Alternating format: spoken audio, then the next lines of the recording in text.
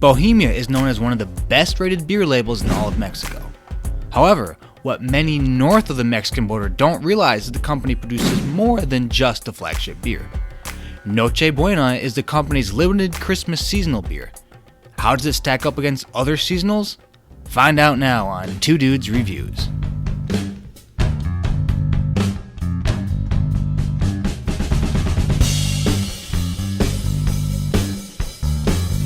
Feliz Navidad, everyone. Merry Christmas, Happy Hanukkah, holidays, whatever it is. Today I'm pretty pumped. I was able to track it down, but some Noche Buena. I've been hearing a lot about it, so I picked myself up some. So, alright, let us get into it. I actually was just looking to buy a single. I crossed over into Mexico to pick it up, and all I found was like one box. I'm like, alright, I'll just get the box. So now I have a box of this. I have not tried it yet. I wanted my very first take to be on here. So, alright. I mean, Bohemia is one of the best Mexican beers I've had, so can't go wrong with a Bohemia Christmas, can we? But alright, let's get into the smell.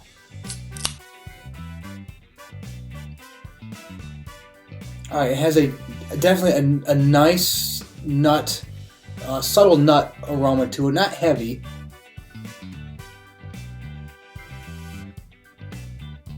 Maybe a hint of caramel, but not sweet either. It just has that little subtle aroma of like a caramel and nut kind of thing. But there also smells like that it has that a light hint of like a fruit, like a plum or something. And I've been finding a lot of similar beers have that little subtle plumminess to it. Like Dos Equis has a major plum influence in it. I think there's just a hint of that. But it's not heavily spiced as you might find in other winter seasonal beers. It doesn't have that heavy clove cinnamon thing going on, which isn't necessarily bad. It's nice to have, some variation in your winter seasonals.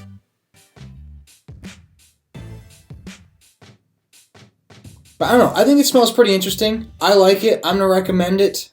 I'm still not exactly sure what it's going to taste like, but let's find out. Here's the taste.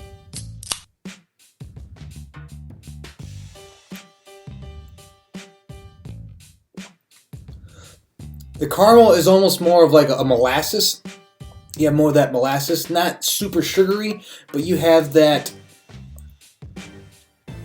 I don't know. Yeah, it's not sugary, but it definitely has that molasses kind of taste to it. A little nutty. Not heavy, a little nutty.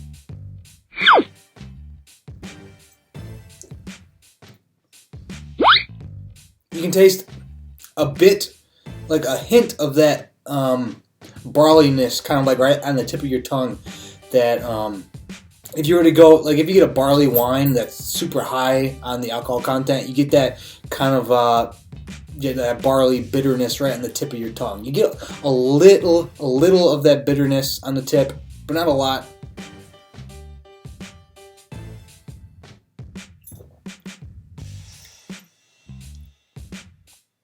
That plum I had mentioned with the aroma, it's not really present in the taste. It's really more of the a little bitter molasses thing going on. And yeah, not sugary, or not. I mean, that's not what I went for. Not spiced. Again, there's really no spice at all going on with this.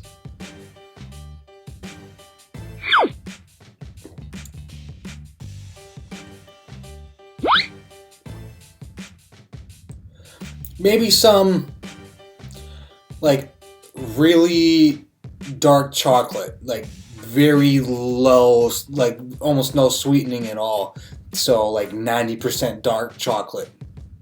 I think that's probably yeah. So I'm thinking I'm getting, like, heavy on the, or on the dark chocolate, so there's really no sweetness to it. Maybe a hint of molasses.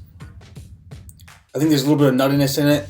There's not a lot of there's no real sweetness to it. None of the kind of traditional seasonal seasonings or spices that you get from other winter seasonals. But I think it's interesting. It's a nice just winter beer. I'd almost classify it more as just a winter beer than maybe necessarily a Christmas seasonal, since it doesn't have any of that, like of any of the spices. But I think it's a nice just like winter beer, because sometimes you feel like, the darker, I think this is a bock, you feel like some of the darker ones, but it's not like super heavy. Some of those porters and stouts can get really, really heavy, and so this is like a nice medium in there. So I'm going to recommend it on the flavor. Again, I don't know if I'd necessarily say a Christmas beer, but it's a decent just winter beer.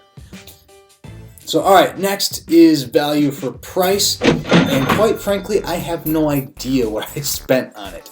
I went to the store when this is the first time I crossed the border to Mexico on a weekend. The line at immigration to get back in is nuts compared to any other time of the week. I don't know why I didn't expect that, especially like a week before Christmas, but I guess I wasn't thinking. But so yeah, went into the store, tracked it down, found the box. I was like, I got a box, okay. So I have no idea what I actually paid for it. I just kind of took the box, poof. And charged in pesos, and I don't remember what the exchange rate was, so I have no idea what I paid for it.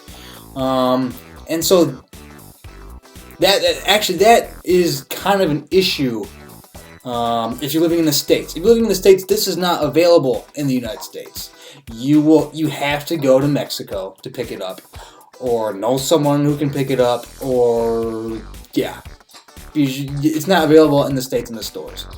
So that, because I will almost always rate a Mexican beer 9 times out of 10 as a favorable price, but you can't even buy it in the States, so that's a problem.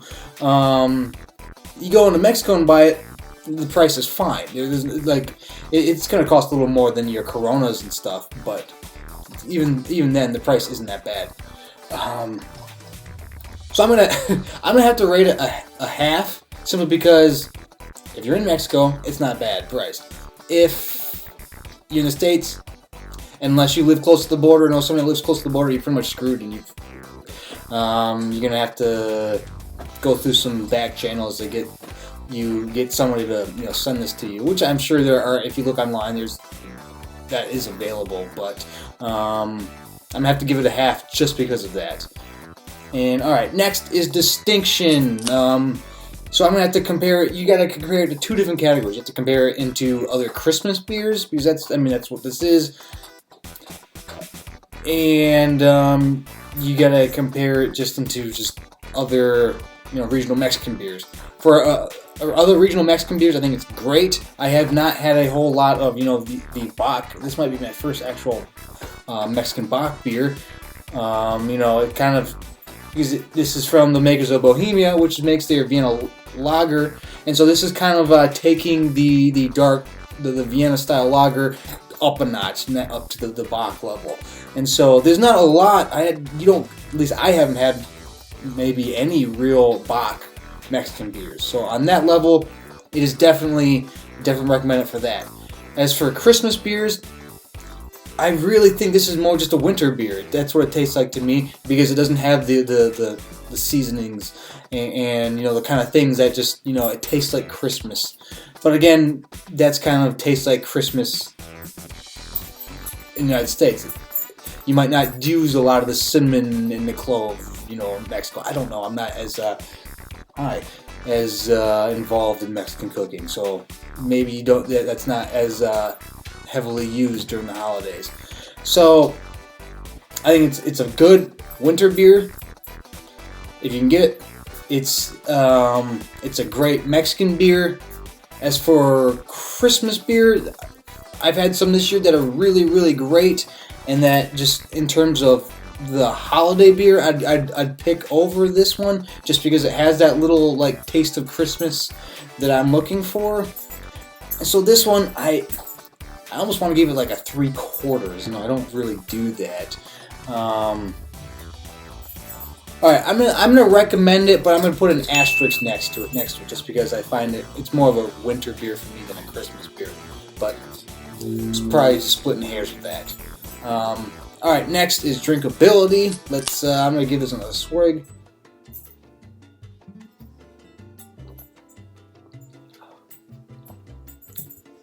I mean, it is a bock, and you're not gonna pound a ton of bocks. Like, I got a 12-pack. I'm not going to polish off a 12-pack tonight. That's probably not going to happen. Well, that's just the nature of the style. But it's not super heavy or super, dark chocolate bitter that a lot of the other bocks are. And so I could, I'd probably do 2 and then cap it off and maybe go to something lighter, or just switch it up to like a whiskey or something. Be like, all right, let's just go all out. Because of that, it is good for a bock for drinkability, so I will recommend it for drinkability. And now the last category is would I buy it again? And I mean, that gets tricky since I'm not regularly around it. So that's, I probably will try to hunt it down. It's nice when you can pick up something and give it as like a Christmas present or just a general gift to somebody that's not in this area, because it's always nice to be like, okay, you drop it in front of them, like, you can't get this anywhere where you are, so Merry Christmas or Happy Birthday or something. That's always cool because no one else is getting them the same present.